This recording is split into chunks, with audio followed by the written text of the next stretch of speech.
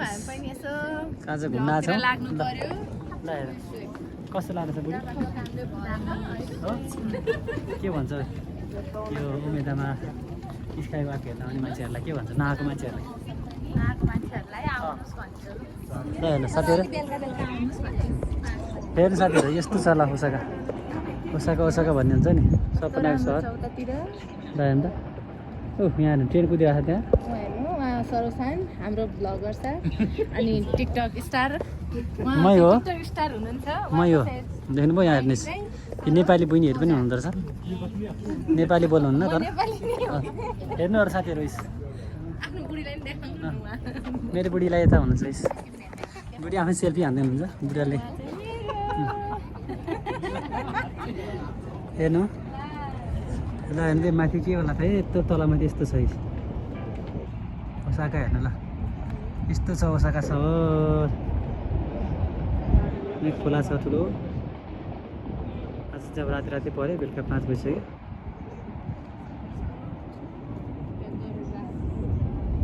जाउँ अब हामी जाँदैछौँ भोक लाग्छ मिठो बनाएर खिलाउनुहुन्छ अरे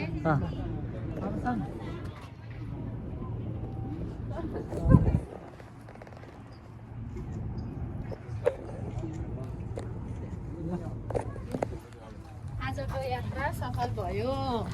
कस्तो लाग्यो त आजको घुम्दाखेरि तपाईँले त मोहन सरलाई त घुमाउनु लानुहुन्न आफू मात्रै घुम्नुहुन्छ भन्नुहुन्छ अरे के हो खास कुरो हो सत्य हो सत्य हो नि कसले भन्छ तपाईँलाई मैले आफै गेस गरेँ तिमी त भन्दिनौ नि तिमी त भन्दिनौ नि रमाउने हो अलग अलग भयो नि आज घुमाएर चित्त पनि लुगा राम्रो लाएर आउन पाइन मैले के सपिङ गराइदिनु पर्यो तिमीले सिनबाट मगाएको थियौ आइपुगेको थिएन कसो राज सर तपाईँ बोल्नु भएन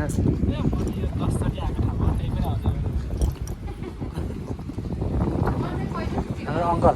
जापानिज अङ्कल यस्तो बोल्नुपर्छ साथीहरू काकालाई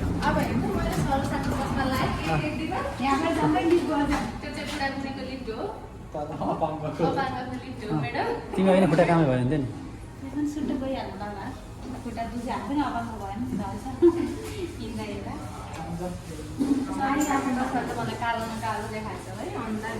सोध्ने मान्छे नै आएर अब हामी चाहिँ लिफ्टमा गइरहेछौँ लिफ्ट हो अब हामी लिफ्टबाट हामी 40 तलामा रहेछौँ 40 तला